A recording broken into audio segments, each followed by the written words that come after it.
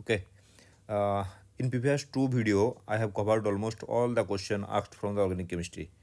Okay. Intentionally, actually, I left few question which was asked directly from the NCERT, and I will just that I left because I just want to show you how important NCERT is. Hello everyone, I am Dr. Kamal Munir, and welcome to my channel Chemistry Through Problem Solving. In this video, I will try to complete the inorganic portion, and this video might be little longer. Okay, so without wasting having any time, let's start. Just have a look, question number 52. This question directly asked from the NCERT, and to get the answer of this question, you have to open the book. Okay, ये देखिए question number 52 पे है कि नहीं। यहाँ पे देखिए Coke जो है ना, ये आपको ये होगा use as a reducing agent, क्योंकि हमने इससे पहले इसको देखा हुआ है ऑर्गेनिक केमिस्ट्री में, क्योंकि डबल बॉन्ड जो है, डबल बॉन्ड यूज करने में ना कार्बन एंड H2 यूज होता है। वहाँ पे जो कार्बन यूज होता है वो हो गया आपका कोक। ठीक है, ये फाइन फाइन पाउडर टाइप का होता है, ब्लैक पाउडर होता है। और डायमंड तो एक इन्फॉर्मेशन हमको पता है कि डायमंड में जो स्ट्रक्चर है वो total sp3 hybridised.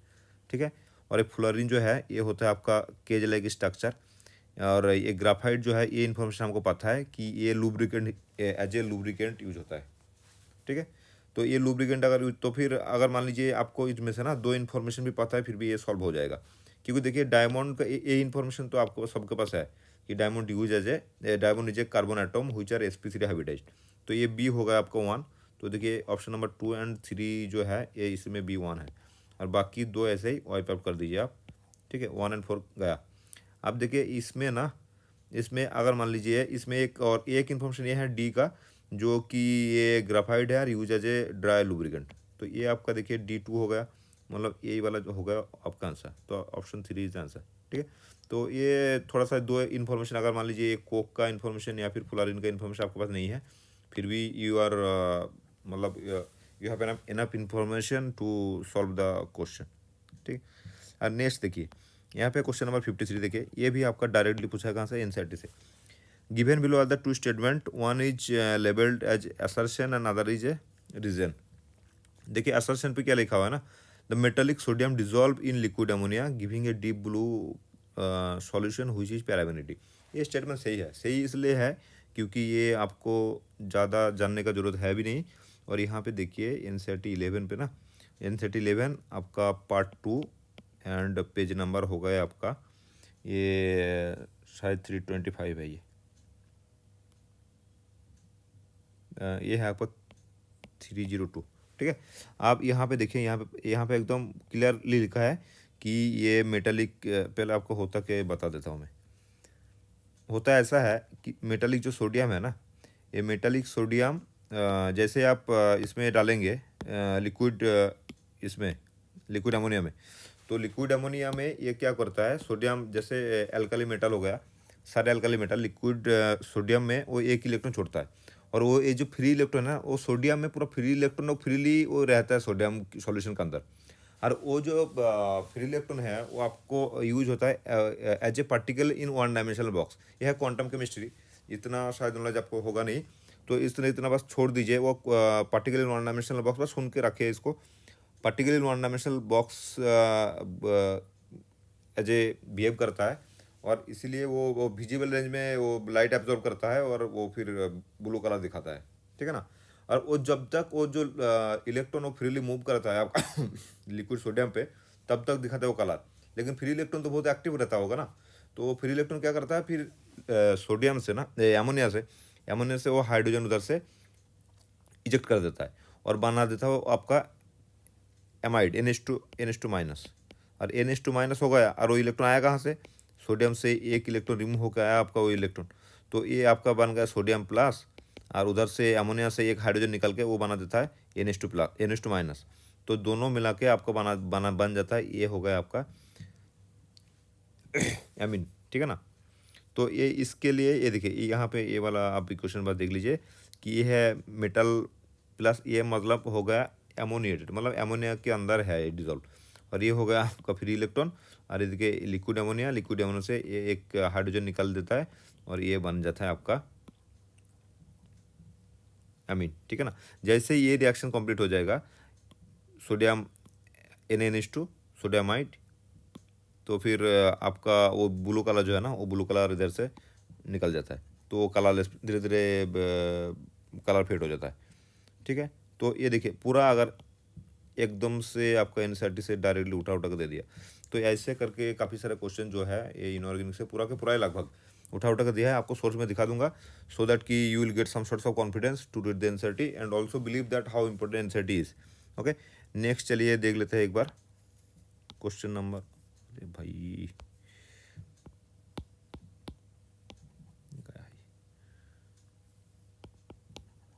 Okay, next हो गया आपका क्वेश्चन नंबर ये 54। ठीक है, ये 54 वाला देख लीजिए। ये मुझे जितना भी क्वेश्चन पेपर में क्वेश्चन है ना, आपका स्टैंडर्ड के हिसाब से ये वाला क्वेश्चन थोड़ा सा टफ लगा मुझे, क्योंकि आप 12th स्टैंडर्ड में हो। आप 12th स्टैंडर्ड में भाई अगर लाइसेंस टेस्ट दे दिया, उसका मतलब ये है कि प्रैक्टिकल में पूरा जानकारी होना चाहिए। अब प्रैक्टिकल में इतना पता नहीं, अगर आपने प्रैक्टिकल में क्या होंगे किए होंगे ये सारा test, then it's okay. Otherwise मुझे तो लग रहा है कि थोड़ा सा टफ है। ओके, अब लेसन टेस्ट में होता क्या है, देखिए आप लोगों के लिए मैं एक पिक्चर मतलब इसका इंटरनेट से डाउनलोड करके ना रखें। देखिए एक लेसन टेस्ट ऐसा होता है कि पहले ऐसा एक टेस्ट ट्यूब लिया जाता है। अब ये टेस्ट ट्यूब में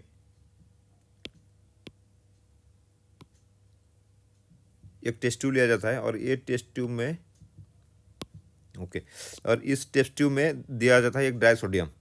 ठीक है, आप इसको हीट जैसे हीट करेंगे ये टेस्ट ट्यूब ये क्या हो जाएगा, मेल्ट हो जाएगा। और जैसे मेल्ट हो जाएगा, ऑर्गेनिक कंपाउंड क्या होता है इसके अंदर डाल दिया जाता है। तो डाल देने के बाद लिक्विड सोडियम लिक्विड हो जाता है, और ये ऑर्गेनिक कंपाउंड के साथ एक पेस्ट जैसा बन जाता है, और ये भी थोड़ा सा लिक्विड पेस्ट जैसा बनेगा। अब देखिए बाहर से ये ग्लास का टेस्ट ट्यूब है, इसको फ्यूजन ट्यूब कहता है। और ये टेस्ट ट्यूब को हीट करके पूरा एकदम रेड हीटेड बनाने के बाद ना, इसको जैसे पानी में ऐसे टच करेंगे, और वो क्या होता है ऐसे फट के एकदम नीचे वाला जो हिस्सा है ये पूरा इधर गिर जाता है। क्योंकि हमको पता है कि हीटेड ग्लास में अगर पानी थोड़ा सा दे देंगे तो क्रैक हो जाता है। तो ऐसे होता है यहाँ पे भी, ये पूरा इधर निकल जाता है। उसके बाद एक ग्राइंडर में उसको ग्राइंड करके पूरा एकदम इसके अंदर जो मटेरियल है सारा का सारा ग्राइंड करके ना, ऐसे एक डिस्टिल वाटर के साथ एक सॉल्यूशन बना जाता है। अब ये सॉल्यूशन जो बना, इसको फिर से हीट करेंगे 10 से 15 मिनट। ओके, अब 10 से 15 मिनट हीट करने के बाद ये जो सॉल्यूशन बनेगा, इस सॉल्यूशन का हम करेंगे फिल्टर। ठीक है, सिंपल फिल्ट्रेशन। ओके, इसमें करेंगे सिंपल फिल्ट्रेशन। अब फिल्टर करने के बाद जो फिल्ट्रेट आपके पास मिला, वो हो गया आपका फ्यूजन एक्सट्रैक्ट बोलते हैं उसको। अब जैसे फ्यूजन एक्सट्रैक्ट बन गया, उसके बाद शुरू होता है सारे रिएक्शन। अब उसमें होता क्या है, होता है आपको मान लीजिए उसमें ऑर्गेनिक कंपाउंड में ना, मान लीजिए सिंपल सा कंपाउंड एक ले लेता हूँ। इधर मान लीजिए एक हैलोजन है, और यहाँ पे मान लीजिए SH है। ठीक है ना, और यहाँ पे एक मान लीजिए NO2 है। वो क्या करता है, सोडियम क्या करता है, ये पूरा कंपाउंड को पूरा तोड़ देता है, तोड़ के एलिमेंटल फॉर्म में। ठीक है, मतलब नाइट्रोजन, सल्फर, क्या बोले, ये आपका हैलोजन पूरा अलग अलग कर देता है ऐसे। ठीक है, और ये क्या होता है, सोडियम के साथ वो कॉम्प्लेक्स बना देता है कार्बन। अब कार्बन एंड नाइट्रोजन का कॉम्बिनेशन बन जाता है सोडियम साइनाइड। ठीक है, और सल्फर का साथ कोई कॉम्बिनेशन नहीं होता, सोडियम और सल्फर के साथ बनता है Na2S। ठीक है, ऐसे हैलोजन के साथ भी कॉम्बाइंड कुछ नहीं होता, तो ये अलग से रहता है। ये हो गया आपका NaX। ठीक है, ऐसे टाइप का अलग अलग कॉम्पाउंड क्या होता है, अलग अलग सॉल्ट बन जाता है। अब ये मान लीजिए ये सारे ऐसे जो फिल्टर्ड बना, हमको फिल्ट्रेशन करने के बाद जो फिल्टर्ड बना, इसमें मान लीजिए सारे सॉल्ट है। अब ये सारे सॉल्ट अगर इसमें है, तो वो फिल्टर्ड को लेके एक अलग से अलग टेस्ट में लेंगे। अब हमको पता है क्या है, अगर हैलोजन है उसमें हैलोजन है, तो क्या डालेंगे हम बाहर से, सिल्वर नाइट्रेट का सॉल्यूशन डालेंगे उसमें, सिल्वर नाइट्रेट का। अब सिल्वर नाइट्रेट के साथ हैलोजन का क्या रिएक्शन होता है कि सिल्वर हैलाइड का प्रेसिपिटेट हो जाता है। अगर व्हाइट प्रेसिपिटेट हुआ तो उसको बोलेंगे सिल्वर क्लोराइड, मतलब उस पर क्लोरीन था।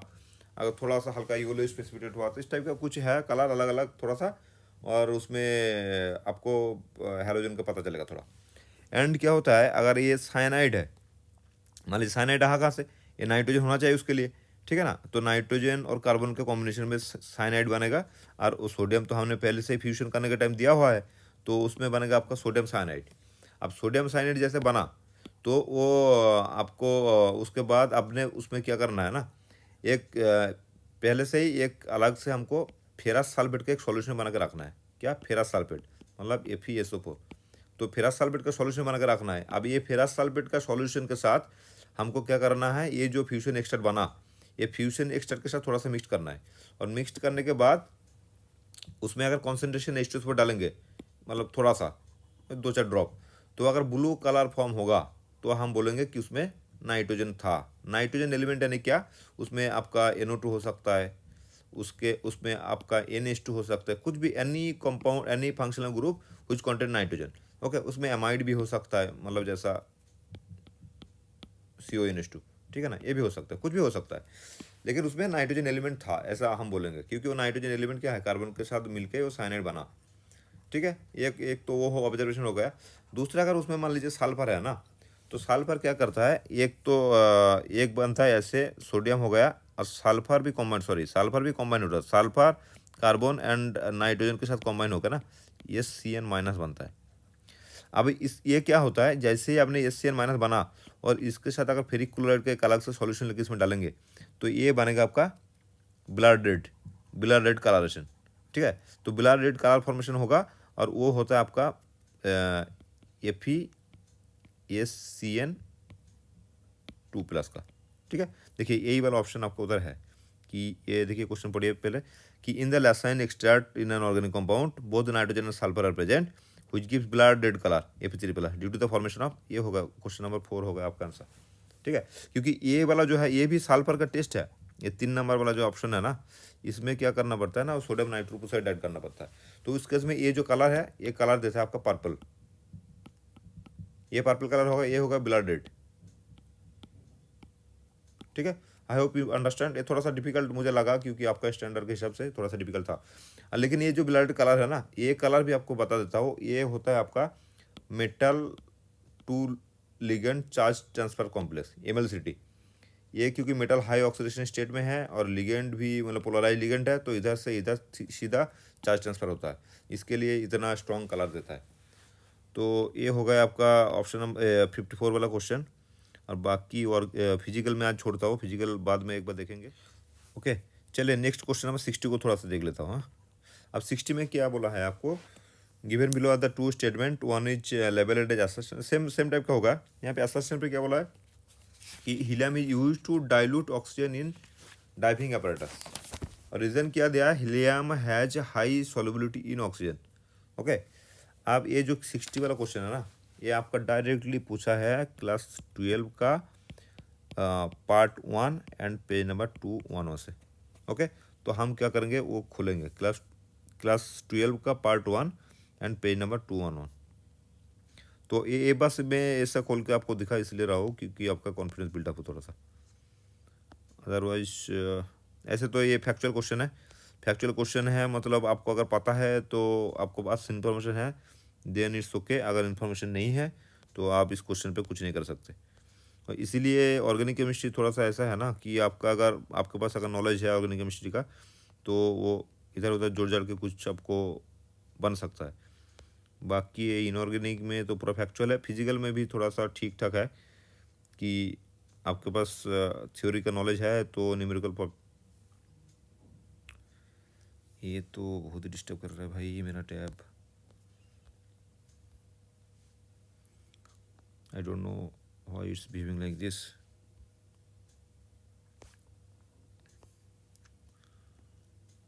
थोड़ा सा पेशेंस रखिए, आप क्या ही कर सकते हैं, ये डिस्टर्ब कर रहे तो 210 में ना, ये देखिए यहाँ पे आप देखिए, मैं मार्क करके रखा हूँ पहले से ही। Okay, it use as a कहाँ पे है, इट यूज एज ए, ठीक है ना, diluent for oxygen in the modern diving apparatus because of its very low solubility in blood, not in oxygen. यहाँ पे लिखा है it's very low solubility in blood. भाई वहाँ पे तो दोनों गैस का मिक्सचर है, हीलियम एंड ऑक्सीजन। वहाँ पे तो हीलियम तो सॉल्युबिलिटी का कोई मामला आ ही नहीं रहा ना। जो मिक्सचर है जहाँ पे एज ए हीलियम और ऑक्सीजन का मिक्सचर जो यूज होता है ना डाइवर के पास, वहाँ पे तो ये सॉल्युबिलिटी का मामला आ नहीं रहा है। यहाँ पे दोनों गैस है तो ये मिक्सचर होकर रहेगा, तो इसमें सॉल्युबिलिटी का मामला कहीं नहीं आ रहा है। तो यहाँ पे क्यों यूज हो रहा है कि ये ब्लड में बहुत स्लो क्या होता है, मिक्स होता है। और ब्लड में मिक्स नहीं हुआ तो क्या हो जाएगा, वैसे ही आपका फुसफुस लंग्स पे जा गया और लंग्स से फिर वापस आ जाएगा सिलेंडर पे। ठीक है, तो ये हो गया आपका question number 60। Okay, let's see the question number 74। यहाँ पे क्या दिया हुआ है, the solubility of copper 2+ is more than copper 1+ salt in aqua solution due to. अब देखिए यहाँ पे एक्वा सॉल्यूशन का जो मामला है ना, जब भी सॉल्युबिलिटी स्टेबिलिटी कुछ भी देगा तो ये बस एक ही पैरामीटर पे डिपेंड करता है, वो है हाइड्रेशन एनर्जी। ठीक है ना। ये कुछ चीज़ें आपने ऐसा भी देखे होंगे कि हाइड्रोजन फ्लोराइड, हाइड्रोजन क्लोराइड और hydrogen bromide and hydrogen iodide, इसका एसिडिटी ऐसे कभी कभार ऐसा भी आता है कि एक्वस मीडियम में कंपेयर करो एंड गैसियस मीडियम में कंपेयर करो। तो एक्वस मीडियम में एक मैटर ये आता है ऑलवेज, वो हाइड्रेशन वाला दिखा जाता है, वो फैक्टर है। और ये है हो गया आपका स्टेबलाइजेशन फैक्टर, हाइड्रेशन वाला। तो यहाँ पे अगर एक चीज़ हमको पता है कि कॉपर 2+ एंड कॉपर 1+ के कंपेरिजन में इसमें क्या होता है ना, चार्ज बाई रेडियस। ठीक है, एक फैक्टर है ये चार्ज बाई रेडियस, इसको बोलते हैं आयोनिक डेंसिटी। ये जितना ज़्यादा होगा तो वाटर के साथ उसका सॉल्युबिलिटी उतना तगड़ा होगा। ठीक है ना। तो उसके लिए हाइड्रेशन एनर्जी भी उतना ज़्यादा रिलीज होगा। ठीक है। तो वो स्टेबलाइजेशन, उसका मतलब स्टेबिलिटी भी उतना अच्छा होगा। तो जाहिर सी बात यह है, ये कॉपर 2+ से साइज छोटा होता जा रहा है। ठीक है। और ये कॉपर 2+ का चार्ज भी ज़्यादा है, तो इसका चार्ज डेंसिटी भी ज़्यादा है। तो उस केस में क्या होगा, तो वाटर के साथ अच्छे से मतलब ज़्यादा मॉलिक्यूल वाटर कॉपर 2+ के साथ सराउंड करके रहेगा ना, तो उसका हाइड्रेशन एनर्जी बहुत ज़्यादा होगा। तो यही होगा इसका स्टेबिलिटी फैक्टर। और जो एक चीज़ जो इम्पोर्टेंट है वो है आपका ये क्लास 12। ठीक है ना, N C R T class 12। और ये होगा आपका पार्ट 1 एंड पेज नंबर 226। वहाँ पे देख लीजिएगा, ये पूरा के पूरा एकदम उठा के दिया है उधर से। Okay, so don't avoid, again do not avoid N C R T. अगर N C R T avoid कर लिया तो भाई साहब आप मुसीबत में आ जाओगे, इतना मैं बता रहा हूँ आपको। Okay, I hope you guys understand. अभी नेक्स्ट देखते हैं कौन सा वाला क्वेश्चन है हमारे पास, जो कि ओके हाँ, आ गया आपका 79। देखिए ये वाला क्वेश्चन हम आपको एक चीज़ बोलेंगे कि भाई आपको पीरियोडिक टेबल आपको पूरा रटा होना चाहिए। You have to memorise all the element in the group wise, from up to down. ठीक है, ये आपको मेमोराइज होना चाहिए, क्योंकि पीरियोडिक ट्रेंड करके जो चैप्टर है आपका एनसीईआरटी में, तो वहाँ से अगर सवाल पूछेगा तो वो ट्रेंड ही पूछता है ज़्यादातर। ऐसे तो ये यहाँ से आपका फैक्चुअल कम पूछता है, यहाँ पे ट्रेंड पूछा जाता है। अगर ट्रेंड आपका, हर एक चीज़ का ट्रेंड आपको मालूम है, देन आप मतलब यहाँ से जितना भी सवाल पूछेगा आप शायद आंसर कर पाओगे, मुझे ऐसा लगता है। ठीक है। तो ये हम इसको कैसे सॉल्व करेंगे, देखिए यहाँ पे क्या है ना, ये है आपका ग्रुप 13 का एलिमेंट। अब ग्रुप 13 में होता क्या है, ये बोरोन, एल्युमिनियम, गैलियम, इंडियम और हो गया थलियम। ठीक है, ये हो गया आपका ग्रुप 13 का एलिमेंट, ये हो गया ग्रुप 13 का एलिमेंट। अब हमको क्या पता है कि डाउन द सीरीज जितना जाओगे आप ना, तो ये नीचे, ऊपर से नीचे तक आपका क्या होता है, साइज बढ़ता जाता है। लेकिन अब क्या है, देखिए यहाँ पे आपका ना, ये जो जहाँ पे आपका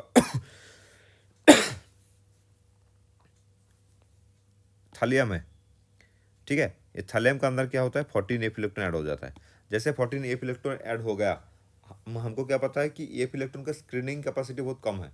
मतलब 14 इलेक्ट्रॉन इसका ऑर्बिटल में जैसे ऐड हुआ, उसका मतलब साथ साथ क्या हुआ, 14 प्रोटॉन भी तो ऐड हुआ ना न्यूक्लियस पे।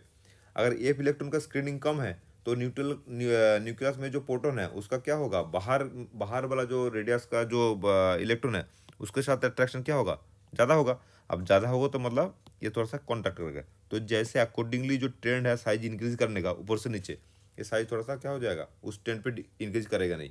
इसको एफ कॉन्ट्रैक्शन भी बोलते हैं, ये आप पढ़े होंगे शायद। ठीक है। और ये इसी के लिए एक रीज़न, ये इस रीजन के लिए ना, जो हायर ऑक्सीडेशन स्टेट होता है मेटल का, वो थोड़ा अनस्टेबल होता है। ऑलवेज नीचे वाला जो मेटल है पीरियोडिक टेबल का, नीचे का हिस्से का जो मेटल है वो लोअर ऑक्सीडेशन स्टेट प्रेफर करता है। जैसे आपको इतना एक तो शायद पता होगा, PbI2 ऐसा करके एक बोलता है ना, PbI2 एग्जिस्ट करता है, लेकिन PbI4 नहीं करता नहीं है, क्योंकि वो नीचे वाला है। देखिए लेड है, नीचे है आपका, कौन सा ग्रुप का है लेड, बताइए मुझे पॉज करके एक बार। ठीक है ना, ये है आपका ग्रुप 14 में, carbon, silicon, germanium, till lead. तो लेड का क्या होता है, लोअर ऑक्सीडेशन स्टेट ज़्यादा स्टेबल रहता है rather than higher oxidation state. क्योंकि ये PbI4 में क्या होता है ना, ये इतना एक्टिव रहता है कि ये आयोडीन से 2 इलेक्ट्रॉन खींच लेता है, और खींच के इधर से I2 लिबरेट कर देता है, और खुद लेड 2+ बन जाता है। तो खैर यही मामला यहीं पे भी है। ये देखिए यहाँ पे फर्स्ट ऑप्शन में क्या है, टाइटेनियम थैलियम क्लोराइड 3, यहाँ पे ऑक्सीडेशन स्टेट 3, यहाँ पे 1, ये दिया है this is much more stable then this, जो कि है नहीं क्योंकि ये नीचे वाला एलिमेंट है। ओके, बोरोन यहाँ पे दोबारा लिख देता हूँ, boron, aluminium, gallium, indium, thallium. Okay, तो ये सबसे नीचे वाला है, ये कॉन्ट्रैक्शन होगा यहाँ पे, तो ये लोअर ऑक्सीडेशन स्टेट स्टेबल होगा। तो यहाँ पे देखिए 4 नंबर ऑप्शन पे thallium iodide greater than thallium triiodide, तो ये 4 नंबर वाला ऑप्शन सही है। ओके, और इंडियम में भी सही, देखिए ये इंडियम भी जस्ट थैलियम के जस्ट ऊपर है, तो यहाँ पे भी इंडियम का 1 oxidation state is much more stable then indium 3, ठीक है ना। तो ये भी ऑप्शन गलत है। आप भी देखिए एल्युमिनियम का, एल्युमिनियम को तो हमको पता है क्या है, एल्युमिनियम 1 और 3 में से 3 ज़्यादा स्टेबल है, क्योंकि बोरोन एल्युमिनियम ये 3 वाला ऑक्सीडेशन स्टेबल है, और AlCl3 हमको पता है, AlCl हमने कभी देखा भी नहीं, ठीक है। तो ये वाला ऑप्शन था पहले से ही, इसको मतलब ऑप्शन आउट कर सकता, तो होगा क्या, 4 नंबर हो गया आपका सही आंसर। ये वाला चीज़ थोड़ा सा देख लीजिएगा, ये पीरियोडिक टेबल, क्योंकि ये भाई बहुत आता भी है, और थोड़ा सा अगर मतलब थोड़ा सा मामला गड़बड़ा गया तो ये परेशान भी करता है, ठीक है। ये देखिए, ओके, चलिए हम देखिए मेरे सामने एक आया क्वेश्चन नंबर 77। यहाँ पे क्या बोला है, amongst the given option which of the following molecule of ion acts as a Lewis acid. अब ल्यूइस एसिड का डिफिनेशन क्या है, कोई भी मतलब कंपाउंड जो लोन पेयर लेता है, टेकअप करता है, उसको बोलता है लुइस एसिड, और जो लोन पेयर देता है उसको बोलता है लुइस बेस। ये एक एसिड बेस का कॉन्सेप्ट है, ऐसे और भी काफ़ी सारा कॉन्सेप्ट है एसिड बेस का, मतलब डिफरेंट डिफरेंट कॉन्सेप्ट में एसिड और बेस को मतलब डिफरेंशिएट किया गया, बस लुइस का कॉन्सेप्ट इतना ही है। अभी देखिए, अब ऑक्सीजन मतलब लोन पेयर लेगा कौन, अब लोन पेयर लेगा वो जिसका इलेक्ट्रॉन डेफिशिएंट है ना, जो इलेक्ट्रॉन डेफिशिएंट है। अब इनऑर्गेनिक में एक कॉन्सेप्ट है कि ऑक्टेट रूल। ऑक्टेट रूल क्या है, ऑक्टेट रूल ऐसा है कि कोई भी एलिमेंट चाहेगा कि उसका बाहर आउटर मोस्ट ऑर्बिटल में 8 इलेक्ट्रॉन हो, ठीक है। तो ये वो इसका रिक्वायरमेंट है। अब ये क्यों है, इतना तो कुछ है नहीं कोई थ्योरी क्यों है, क्योंकि बस इतना ही बताया जाता है कि ये बाहर 8 इलेक्ट्रॉन, क्योंकि उसका नियरेस्ट जो नोबल गैस है उसका भी 8 इलेक्ट्रॉन होता है, तो just to get that electron configuration it will become more stable. Okay, this is the एक सिंपल रूल। अभी देखिए यहाँ पे जो अमोनिया है ना, NH3, अभी नाइट्रोजन का एटॉमिक नंबर कितना है, 7 है, तो ये इनर इलेक्ट्रॉन 2 है, बाहर कितना है, 5 है। अभी देखिए हाइड्रोजन क्या होता है, 1 इलेक्ट्रॉन देता है, तो कितना हाइड्रोजन है इसके साथ, 3 हाइड्रोजन है, तो 3 हाइड्रोजन के साथ 3 आपको मान लीजिए ऐसा बॉन्ड बना, तो मैंने एक एक बॉन्ड में 2 2 करके इलेक्ट्रॉन है, तो 2 × 3 ये आपका होगा 6 इलेक्ट्रॉन, और नाइट्रोजन के पास था कितना, 5, तो 5 में से तो 3 बॉन्ड बनाने के लिए एक एक करके कॉन्ट्रीब्यूट किया, और 2 इसका खुद का है, तो आपका ये हो गया 3 2 6 और ये 2 8, तो ये बाहर इसका 8 हो गया। तो अगर ऑक्टेट होगा इसका बाहर में ना, तो ये वो इलेक्ट्रॉन बाहर से किसी से लेगा नहीं, क्योंकि अगर बाहर से इलेक्ट्रॉन लेगा तो इसका ऑक्टेट वाला जो फंडा है वो तो खत्म हो जाएगा, तो इसलिए ये as a Lewis acid use नहीं होगा। ओके, तो ये गया आपका NH3 का मामला।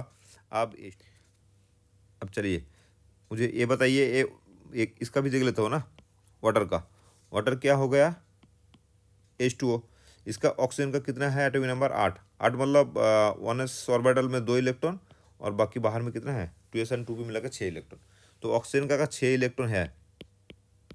अभी 2 इसके साथ 2 हाइड्रोजन जुड़ा हुआ है ना, तो 2 हाइड्रोजन क्या होगा, एक एक हाइड्रोजन एक एक कॉन्ट्रीब्यूट करेगा, तो इधर मान लीजिए एक कॉन्ट्रीब्यूट किया और इधर एक कॉन्ट्रीब्यूट किया, ठीक है, तो ये बना एक बॉन्ड, ये एक बॉन्ड बना, तो इसका 2 बॉन्ड बन गया, और ये इसका एक पेयर ऑफ इलेक्ट्रॉन, ये एक पेयर ऑफ इलेक्ट्रॉन, तो कुल मिलाकर इलेक्ट्रॉन कितना हुआ, 2 4, और इस बॉन्ड के लिए 2 6, और इस बॉन्ड के लिए है आपको 2 8, तो इसका भी बाहर 8 इलेक्ट्रॉन हो गया। तो अगर बाहर 8 इलेक्ट्रॉन है तो बाहर से कोई इलेक्ट्रॉन ये लेगा नहीं, क्योंकि अगर इलेक्ट्रॉन बाहर से लिया तो ये खुद डिस्टर्ब हो जाएगा, आपका ऑक्टेट रूल वाला जो प्रिंसिपल है वो टूट जाएगा, ठीक है।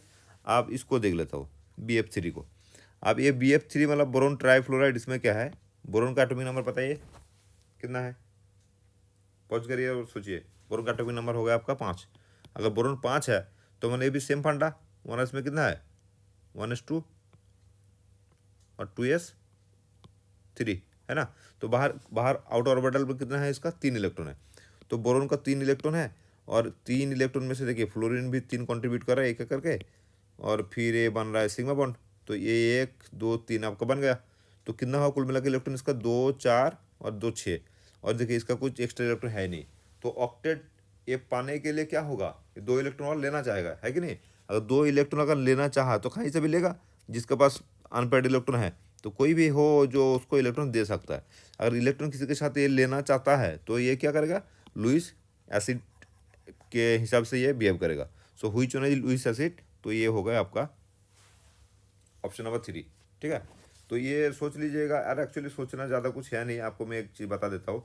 एक ग्रुप 13 में जो एलिमेंट है ना, ग्रुप 13 में एलिमेंट कौन सा वाला एलिमेंट, सारे ही लगभग, ये बोरोन हो गया, एल्युमिनियम हो गया, गैलियम हो गया, ये सारे आपको क्या लुईस एसिड के हिसाब से कि काम कर सकता है, क्योंकि इसका 3 ऑक्सीडेशन स्टेट जनरली ये दिखाता है, और 3 ऑक्सीडेशन स्टेट में ये मतलब इसका बाहर आउटर इलेक्ट्रॉनिक ऑर्बिटल में क्या होता है, 6 इलेक्ट्रॉन होता है कुल मिला के।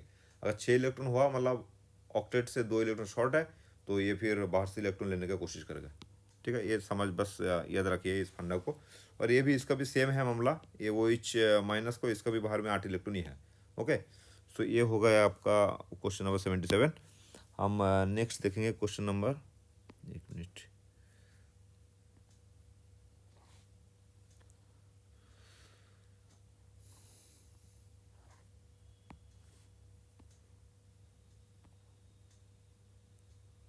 ओके, ये देखिए एक मिला मुझे क्वेश्चन नंबर 80।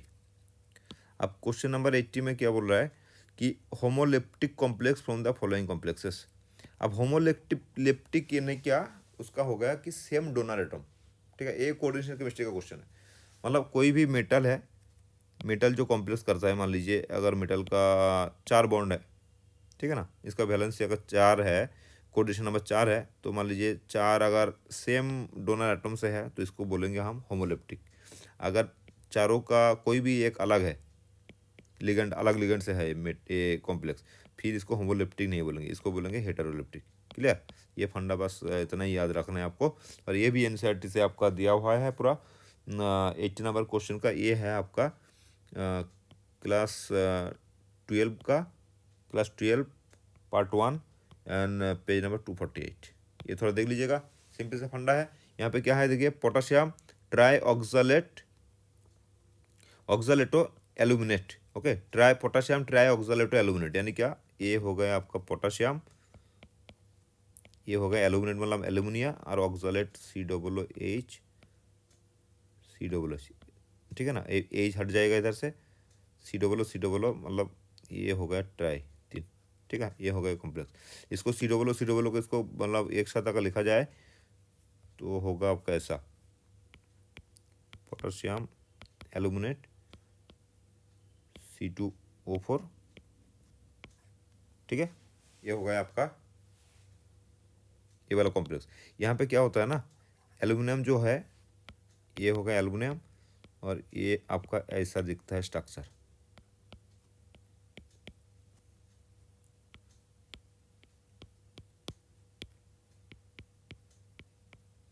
ठीक है, ये हो गया आपका स्ट्रक्चर। देखिए यहाँ पे भी डोनर एटम ऑक्सीजन है, यहाँ पे भी डोनर एटम ऑक्सीजन, ये भी ऑक्सीजन, ये भी ऑक्सीजन, तो ये हो गया आपका क्या बोलते हैं, होमोलेप्टिक कॉम्प्लेक्स।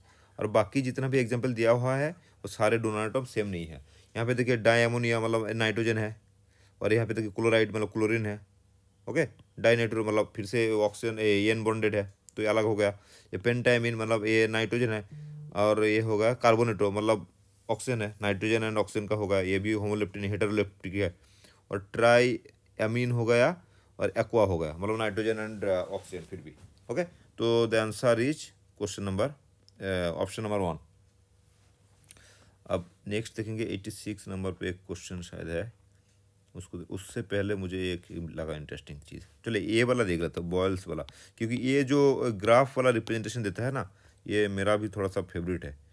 तो ये आपको मैं थोड़ा सा ग्राफ कैसे कैसे आपको ड्रॉ करना है, इसका स्टडी कैसे करना है, ये थोड़ा सा मैं सिखा देता हूँ मेरा पॉइंट ऑफ व्यू से। Okay, which among the following option is correct graphical representation of Boyle's law.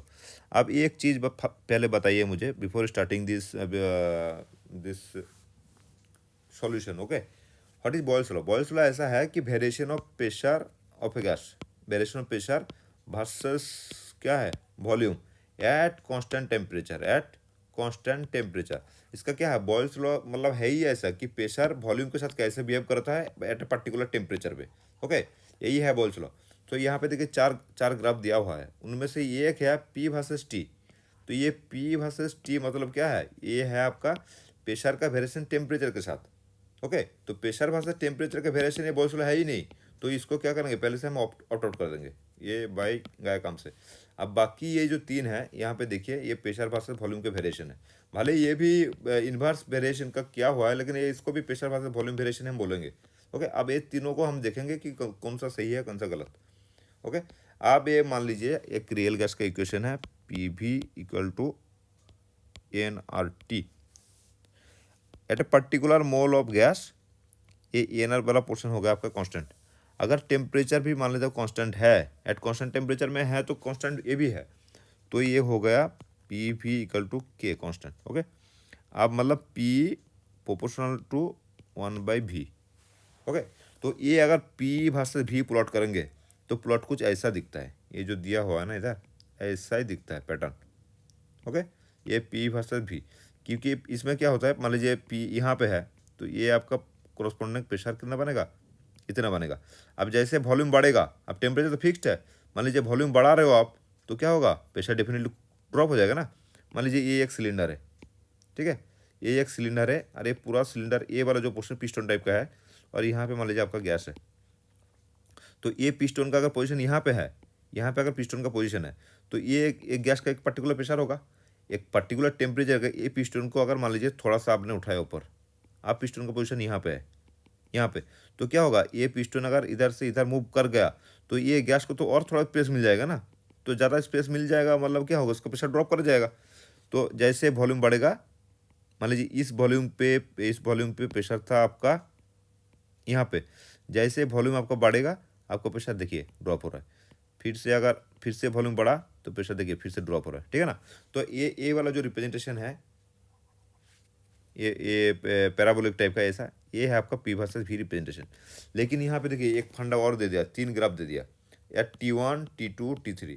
आप देखने के बात ये है कि कौन सा टेम्परेचर में मतलब प्रेशर टेम्परेचर बढ़ने के डिफरेंट टेम्परेचर में कैसा बिहेव करता है।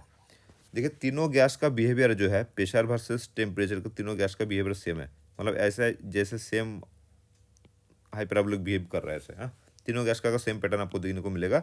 जैसे मान लीजिए एक पर्टिकुलर वॉल्यूम में यहाँ पे प्रेशर ऐसा था, फिर आपको वॉल्यूम बढ़ा रहे हो तो प्रेशर क्या हो रहा है, घट रहा है। ओके, ऐसे ये ग्राफ भी सेम बिहेव करेगा। ये ग्राफ का भी देखिए, इस पर्टिकुलर वॉल्यूम में प्रेशर यहाँ पे था, इस पर्टिकुलर फिर से वॉल्यूम आप बढ़ा रहे हो इस साइड, प्रेशर आपका क्या हो रहा है, घट रहा है, फिर से वॉल्यूम बढ़ाया तो प्रेशर फिर से क्या हो रहा है, ड्रॉप हो रहा है कि नहीं। आप देखिए ये same is true for the this graph also. Okay, इस ग्राफ के लिए वो सेम है। लेकिन आप देखिए ये T1 T2 तीनों अलग अलग टेम्परेचर पे दिया हुआ है, T1 T2 एंड T3। अब यहाँ पे कंडीशन क्या बोल दिया, T3 greater than T1 T2 greater then T1। उसका मतलब है ये जो T3 है ना, ये आपका बड़ा है किससे, T1 से। तो फिर हमको ये दोनों कंपेयर करना पड़ेगा।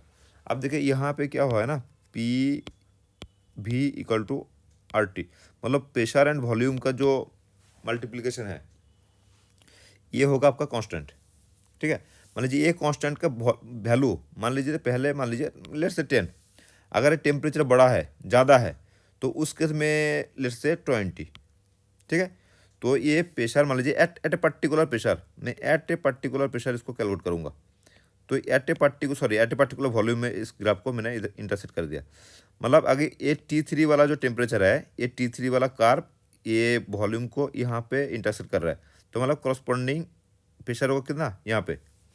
सेम वॉल्यूम में T2 वाला जो कार्व है, सेम वॉल्यूम में T2 वाला कार्व कहाँ पे इंटरसेक्ट कर रहा है, यहाँ पे, तो ये कॉरस्पॉन्डिंग प्रेशर कहाँ पे होगा, यहाँ पे। अब मैं मान लेता हूँ ये वाला जो आपका वॉल्यूम है ये है, इसका सपोज मैं मान लेता हूँ इसका 2 है, V equal to at V equal to 2, जब V इक्वल टू 2 है तो यार ये भी मान लेता हूँ P इक्वल टू 2, ठीक है ना। ये अगर P इक्वल टू 2 है तो इस केस में क्या होगा, ये इसको 4 मानूंगा, ऑलमोस्ट डबल दिख रहा है ये। मान लीजिए फिर T3 में एट T3 टेम्परेचर अगर ये P मल्टीप्लाइड बाई V कितना होगा, 2 मल्टीप्लाइड बाई 2 इक्वल टू 4 हो गया। अब मान लीजिए V तो फिर से 2 ही है ना, क्योंकि इधर से यही वाला पोर्शन को मैंने इंटरसेक्ट करा है सारे ग्राफ से। तो अब वॉल्यूम 2 है। अब ये वाला ग्राफ के लिए for the case of T2, अब T2 वाला पोर्शन के लिए ये यहाँ पे इंटरसेक्ट कर रहा है, देखिए यहाँ पे, और इसका कॉरस्पॉन्डिंग प्रेशर कितना है, 4 है। तो a V equal to 2 and P equal to 4, तो ये होगा 8। ओके, तो ये T2 क्या हो गया, T2 हो गया हमारा T3 से ज़्यादा, मतलब हम बोलेंगे T2 ग्रेटर देन T3, लेकिन यहाँ पे कंडीशन क्या दिया हुआ, उल्टा दिया हुआ है। तो ये जो कार्व है आपका, जो ग्राफ है, ये ग्राफ का मतलब एज ए इंडिविजुअल ग्राफ आपको ऐसा ही दिखेगा। ओके, P वर्सेस V अगर जैसे इंडिविजुअली प्लॉट करेंगे तो P वर्सेस V आपको ऐसा ही दिखेगा, P वर्सेस V, लेकिन 3 अलग अलग टेम्परेचर दे दिया और ये जो कंडीशन दे दिया, ठीक है ना, इस कंडीशन में ये गलत है, ये जो ग्राफिकल रिप्रेजेंटेशन है गलत है। अगर ये कंडीशन अगर ऐसा ना दे के, अगर आपको कंडीशन ऐसा देता कि T1 greater than T2 greater than T3, then ये प्लॉट सही था। क्लियर? आई होप आप लोगों को समझ में आ गया। ये बस ऐसे ही आपको स्टडी करना है ग्राफ। तो फिर ये गया आपका। अब ये वाला एक बार देख लेता हूँ, ये वाला एक बार देख लेता हूँ, ऑप्शन नंबर 2 वाला। देखिए V इक्वल्स टू NRT, ठीक है ना, तो P equals to NRT by V। अब P वर्सेस 1/V प्लॉट करेंगे तो ये होगा आपका y इक्वल टू mx वाला ग्राफ। उसका ये एम वाला जो पोर्शन है इसको स्लोप बोलते हैं, ठीक है ना। स्लोप मतलब ये कितना स्टीप है, ठीक है। अब मैथ में आपका था ये, तो उतना तो पढ़े होंगे आप। तो ये कितना स्टीप है, देखिए इससे जैसे ये क्या हो रहा है ना, ये एंगल बढ़ रहा है, देखिए इधर से एंगल बढ़ रहा है, वो एंगल जितना बढ़ेगा उतना स्टीप है, ठीक है। वही हो गया आपका एम। अब अगर P versus P equal to NRT by V, अब P वर्सेस 1/V प्लॉट करेंगे तो P वर्सेस 1/V प्लॉट करेंगे तो ये NRT बनेगा आपको स्लोप। अब टेम्परेचर जितना बढ़ेगा उसका मतलब क्या होगा, टेम्परेचर जितना बढ़ेगा NRT आपको स्लोप है, टेम्परेचर जितना बढ़ेगा उतना स्टीप होता जाएगा। तो देखिए ये वाला जो T1 में जितना कार्व है, T2 में उससे ज़्यादा स्टीप हुआ, T3 में उससे भी ज़्यादा स्टीप हुआ, तो मतलब टेम्परेचर बढ़ रहा है उसका स्टीफनेस बढ़। और T4 अगर देता ऐसा होता तो सेक उस केस में क्या होता, T4 ऐसा होता। ओके, तो ये वाला जो है ग्राफ ये सही है आपका, तो answer will be option number 2। अब ये वाला तो गलती है, ठीक है, क्योंकि इस टाइप का फिगर बनेगा ही नहीं। P वर्सेस 1/V प्लॉट करेंगे तो आपका स्ट्रेट लाइन ही बनेगा, वो भी सेंटर से जाएगा, क्योंकि ये y equal to mx plus c type का pattern, where c equal to क्या है, और c इक्वल टू 0, ठीक है ना। तो c इक्वल टू 0 मतलब कहाँ से जाएगा, एकदम सेंटर से जाएगा। और ये y plus mx plus c क्या होता है, मान लीजिए ये हो गया आपका y, ये हो गया आपका x, और ये सेंटर से गया मतलब c इक्वल टू 0। अगर मान लीजिए ये अगर सेंटर से c का कुछ वैल्यू होता तो ये भाई साहब सेंटर से पास नहीं करता, फिर कहाँ से पास करता, ये होता आपका इस टाइप का दिखता आपका ग्राफ, ठीक है ना। क्योंकि अरे ये वाला जो पोर्शन है ये बनता है आपका सी। ये है मैथमेटिक्स का ना, ये बहुत ही ऐसे सिंपल है, बहुत ही यार, ये पता होना चाहिए आपको। क्लास 7-8 का आंसर है, मतलब सवाल है ये। बस ये तीनों टेम्परेचर अलग अलग कर दिया, इसके लिए थोड़ा सा आपको ऐसा दिख रहा है, अदरवाइज सारे फंडा जो है ये आपका क्लास 8 में ही आता है ये। ओके, चलिए अब कहाँ पे हैं हम, 82 वाला होगा ना, 86 में कुछ क्वेश्चन, एक आधा क्वेश्चन है शायद, देख लेता हूँ नेक्स्ट पेज में। ओके बस, हाँ ये देखिए, अब ये जो 86 वाला जो क्वेश्चन है ना भाई, ये पूरा उठा के दिया एनसीईआरटी में, ठीक है। ये है आपके एनसीईआरटी का, मैं इसको बस पेज दिखाऊंगा और इसको मैं ना मुझे सॉल्व करना है ना आपको कुछ बताना है, बस इसको स्ट्रक्चर पता होना चाहिए। अगर स्ट्रक्चर पता है तो कर पाएंगे, अगर पता नहीं है तो भाई साहब ये नहीं हो पाएगा, ठीक है। तो ये आपको दिया है एनसीईआरटी से पूरा के पूरा उठा के 86, ये आपका क्लास 12 में, क्लास 12 आपका पार्ट 1 एंड पेज नंबर 194, ठीक है। ये हमको आपको एक बार दिखा देता हूँ मैं, क्लास 12 पार्ट 1, और डिस्टर्ब कर रहा है पता नहीं, एक साथ 2 PDF खोल रहा हूँ तो ये डिस्टर्ब चालू हो रहा है इसका। क्लास 12 पार्ट 1 और पेज नंबर है 194। ये कितना हो गया, क्लास 12 पार्ट 1 पेज नंबर 194। एक minute, just keep some patience, क्योंकि भाई कर रहा है डिस्टर्ब। 130 ना, आपका 162 तक पहुँचे हम, थोड़ी देर करिए इंतज़ार, हम पहुँचेंगे 187।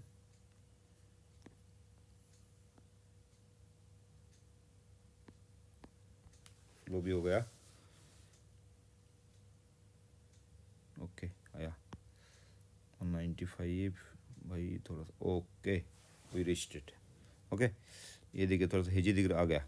ये हो गया आपका साल, देखिए आई थिंक आपको दिख रहा है ठीक से ना। ये हो गया आपका H2SO4, ये होगा ये सॉरी ये सल्फ्यूरस एसिड गया फिर से। चले अब देख लीजिए खुद, हम नहीं दिखा रहा है क्योंकि 2 PDF खोलने से ना डिस्टर्ब कर रहा है ये। तो आप देख लीजिएगा, ये आपका 86 वाला जो क्वेश्चन है, ये आपको सीधा सीधा एकदम NCERT से उठा के दे दिया, ठीक है। क्योंकि ये हम फिर मैच उधर दिखा देते तो आपको थोड़ा सा देखने में आसान हो जाता, लेकिन कोई बात नहीं, आप खुद देख सकते हैं। पेज नंबर मैंने लिख दिया, क्लास 12 आपका पार्ट 1, और पेज नंबर हो गया 194। क्लियर, अब देख लीजिएगा।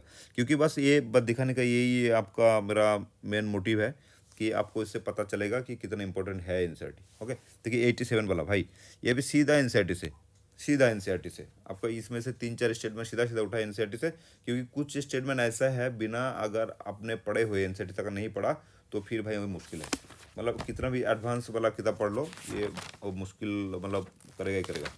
87 वाला क्वेश्चन, ठीक है ना। ये क्वेश्चन आपका, इसको भी मैं बता दे रहा हूँ, क्लास 12 पार्ट 1, और पेज नंबर हो गया आपका 222 एंड 226। क्योंकि BCD each and every statement है उसमें। एक और है आपका, पेज नंबर है 231। ये D वाला जो ऑप्शन है ना, ये 231 पे है। पूरा यही स्टेटमेंट उठा के दिया। क्योंकि देखिए, अगर मैं मानता हूँ कि डिफ़िकल्ट है याद रखना, और याद रखना डिफ़िकल्ट है, इसीलिए इसमें क्या होता है ना, ये चारों ऑप्शन में एक आधा ऑप्शन ऐसा छोड़ेगा जो कि जनरल आपको पता होना ही चाहिए, ठीक है। तो उसी से आंसर बनेगा। यहाँ पे देखिए, which of the following statement are incorrect. और ये वाला चीज़ जो है, ये देखिए ज़्यादातर ये बोल्ड करके दिया हुआ रहेगा क्वेश्चन पे। क्योंकि हम तो सोचेंगे ठीक कि ठीक है भाई, ये ठीक है, ये ठीक है, और हम किसी एक ठीक को अचानक देखेंगे और उसको बुक तो क्या ऐसे ही गोला गोला पका के आ जाएंगे। लेकिन उसने पूछा है इनकरेक्ट, और हमको फिर ध्यान नहीं देंगे तो पूरा आपको सवाल आप जानते हो फिर भी वो गलत हो जाएगा। Okay, the highest oxidation number of the corresponding to the group member of the scandium metal oxide is attained scandium to magnesium. अब मैंगनीज सॉरी, अब देखिए ए स्कैंडियम का तो 3 हो गया, मतलब इधर क्या बोलते हैं इसका, बैलेंस ही। यहाँ पे मैंगनीज का है 7। ये स्टेटमेंट पूरा सही है, क्योंकि ये मैंगनीज ही है जो 7 ऑक्सीडेशन स्टेट दिखाता है, उससे ज़्यादा कोई नहीं दिखाता। उससे मतलब जैसे ही उसके बाद आपका आयरन को जो है 2 और 3, कॉपर जैसे 1 और 2, ठीक है ना। तो ऐसे ही ये स्टेटमेंट सही है, और ये भी आपको उठा कर दिया पेज नंबर से सीधा सीधा। 87 वाला क्वेश्चन का आपने ये वाला स्टेटमेंट के लिए आप NCERT class 12 part 1 and page number 222 ढूंढिए, यही स्टेटमेंट दिया हुआ है। ओके, अब ये वाला देखिए, basic character increases from V2O3 to V2O4 to V2O5। ये वाला स्टेटमेंट सही है, क्योंकि अब मैं बता रहा हूँ आपको, ये थोड़ा सा फंडामेंटल है। यहाँ पे देखिए, इसका वेनेडियम का वैलेंसी कितना है 3, यहाँ पे कितना है 4, यहाँ पे कितना है वैलेंसी 5।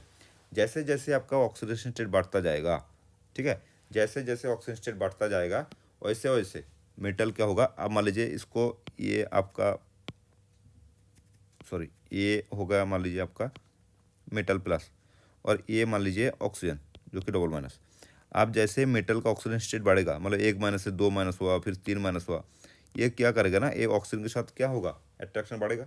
अगर ऑक्सीजन के साथ अट्रैक्शन बढ़ा तो ये मेटल कभी भी ऑक्सीजन को ऐसे छोड़ेगा नहीं, ये ऐसे क्या करेगा, ये ऑक्सीजन को पकड़ के रखेगा। अगर ये भाई पकड़ के रखा तो ऑक्सीजन इधर से छूट नहीं पाएगा। अगर ऑक्सीजन नहीं छूटेगा तो फिर ये बेस बना ही नहीं पाएगा। जैसे कैसे बनता कैसे है, आपको बस याद ऐसे रखना है, कहीं भी किताब में ऐसा लिखा नहीं रहेगा शायद। ये मान लीजिए H2O6 के साथ रिएक्ट किया करके क्या किया, एक इधर से एक हाइड्रोजन इधर से ले लिया, तो फिर 2 OH माइनस बनेगा, और OH minus equal to base. तो फिर मैं ऐसे याद रखता हूँ, ये किताब का ऐसा नहीं रहेगा। किताब में क्या होगा, पूरा के पूरा ऐसे मान लीजिए इसके साथ ही वाटर के साथ रिएक्शन कराएगा, वो करा के पूरा से पूरा दिखाएगा। तो वो याद रखना थोड़ा सा टफ है। मैं बस ऐसे विजुअलाइज करता हूँ कि वेनेडियम अगर ऑक्सीजन छोड़ दिया तो फिर O2 माइनस छोड़ेगा, और O2 माइनस क्या होगा, फिर वाटर के साथ रिएक्ट करके 2 OH माइनस बनेगा, और OH माइनस बना उसका मतलब वो बेसिक कैरेक्टर दिखाएगा। तो मतलब ये किसके साथ रिलेटेड है, ये ऑक्सीजन 2- छोड़ने के साथ रिलेटेड है। अब कौन छोड़ेगा? जिसका ऑक्सीडेशन स्टेट, मेटल का ऑक्सीडेशन स्टेट कम होगा। अगर मेटल का ऑक्सीजन स्टेट कम होगा तो इजीली ये ऑक्सीजन 2- छोड़ेगा। अगर ये ज़्यादा हुआ तो इसके साथ ये क्या होगा, 2, 3 या 4 ज़्यादा हुआ तो इसके साथ इसका फोर्स ऑफ अट्रैक्शन ज़्यादा रहेगा, और ज़्यादा रहेगा मतलब ये भाई छोड़ेगा ही नहीं। अगर नहीं छोड़ेगा तो ये ओ एच बना नहीं पाएगा। अगर नहीं बनाए फिर बेसिक कैरेक्टर दिखाएगा नहीं। तो उसका मतलब क्या, V2O3 से जैसे V2O4 बन रहा है, जैसे 3 से ये 3 होगा, ये 4 ऑक्सीडेशन स्टेट, ये 5, जैसे ऑक्सीजन स्टेट बढ़ रहा है उसका मतलब क्या हो रहा है, ये तो छोड़ेगा नहीं ना ऑक्सीजन को। और ऑक्सीजन नहीं छोड़ेगा तो क्या होगा, बना नहीं पाएगा आपका बेस। अब बेस नहीं बना नहीं पाएगा तो उल्टा घुमा के बोल सकते हैं कि एसिडिक कैरेक्टर इंक्रीज। लेकिन यहाँ पे क्या दिया हुआ है, basic character increases from V2O3 to V2O4 to V2O5, जो कि एक गलत है। ठीक है ना। तो एक ऑप्शन नंबर 3 देखिए ये गलत हो गया। हुई चीज़ इनकरेक्ट, तो ऑप्शन नंबर 3 एक आपको मिला इनकरेक्ट। तो सी मतलब ये 1 और 2 पहले सॉफ्ट आउट हो जाता है फिर। तो ये 3 और 4 में से कोई एक क्या होगा, आंसर सही होगा। ठीक है। अब देखिए ये वाला जो है आपका, ये V2O4 dissolves in acid to give V4O3, ये भाई हमें भी नहीं पता था उतना। हमने एनसीईआरटी देखा है और वहाँ पे लिखा है कि ये V2O4 ये डिजॉल्व होके ये VO4 3- ये नहीं बनता। ठीक है। ये अगर नहीं बनता तो ये हो गया आपका, ये C&D is the correct answer इसका इनकरेक्ट के हिसाब से। ओके, तो 3 इज द ऑप्शन। और ये CrO is basic but Cr2O3 is amphoteric, ये भी आपका ऑप्शन एकदम यही लाइन लिखा हुआ है आपके एनसीईआरटी में। ओके, पेज नंबर 231 पे, 231 12 पार्ट 1, सेम लाइन। लेकिन तो यही है, लेकिन बात ये बस मुझे इतना लगा कि आपको किताब से मिल जाएगा, आपको काफ़ी बार रिवीजन देना पड़ेगा। अदर ये छोटे छोटे स्टेटमेंट है ना, अभी तो बहुत आसान है इधर आपको एनसीईआरटी के साथ मैच करके दिखाना। लेकिन भाई ईच एंड एवरी स्टेटमेंट अगर याद रखना है ये तो टफ है ही। लेकिन आप डॉक्टर बनोगे तो फिर तो थोड़ा सा मेहनत तो करना ही पड़ेगा, क्या ही बोल सकता हूँ। ठीक है। तो ये हो गया आपका ये वाला क्वेश्चन। अब देखिए नेक्स्ट कुछ है कि नहीं, बाकी शायद यहीं पे फिर। ओके, ये देखिए बैलेंसिंग फैलेंसिंग हम बाद में कराएंगे, इसमें थोड़ा सा लॉजिक है, ये थोड़ा सा हो जाएगा ऐसे। आज मतलब काफ़ी बड़ा हो गया, मुझे लग रहा है काफ़ी बड़ा होगा ये वीडियो आज का। और हाँ ये देखिए, pumice acid stone is an example of, ये भाई सॉलिड सॉल्यूशन, ये कुछ नहीं है, एनसीईआरटी में है, आपको एक टेबुलर फॉर्म में टेबल में दिया हुआ है। इसका आपको पेज नंबर में बता देता हूँ, इसका पेज नंबर है एनसीईआरटी 12 पार्ट 1 136, एकदम टेबुलर फॉर्म में दिया हुआ है। ये आपको अगर याद है तो हो पाएगा, नहीं तो यहाँ पे कोई साइंस है नहीं, कोई लॉजिक है नहीं कि मैं आपको बता दूँ। तो बैकएंड में इसका कोई केमिस्ट्री है नहीं, बस आपको याद रखना है कि pumice acid stone is a solid solution. लेकिन बस इतना दिमाग आप लगा सकते हो कि इधर स्टोन है, स्टोन जनरली सॉलिड होता है, तो ये सॉल जेल फोम तो होगा नहीं, ये सॉलिड सॉल्यूशन हो सकता है। तो इतना ही लगा सकते हो दिमाग, बाकी तो ऐसे तुक्का मारना नहीं चाहिए। बाकी आप देखो मतलब हिसाब करके अगर लगा सकते हो, जैसे 50% अगर इधर से निकल सकते हो तो फिर कर सकते हो आप। ओके, तो ये हो गया आपका। बाकी ओके ओके गाइस, तो शायद आज का वीडियो में शायद इतना ही, इससे ज़्यादा कुछ है नहीं। बाकी हम देखेंगे 1 2 4 जितना भी सवाल है, ये कुछ ऑर्गेनिक केमिस्ट्री से भी मैंने पहले से छोड़ के रखे थे। तो शायद मुझे लग रहा है ये पूरा मतलब 2023 का ख़त्म करने में और 2 लेक्चर तो आराम से लग जाएगा, क्योंकि काफ़ी लंबा होते जा रहा है। और इतना लंबा लेक्चर मुझे नहीं लगता आपका पेशेंस रहेगा इतना टाइम तक। लेकिन ठीक है, thank you very much for watching this video, and I hope you will deliver some sorts of comment in the comment box so that I understand that what is my deficiency and in which area I need to improve to help you. And thank you again. Thank you very much.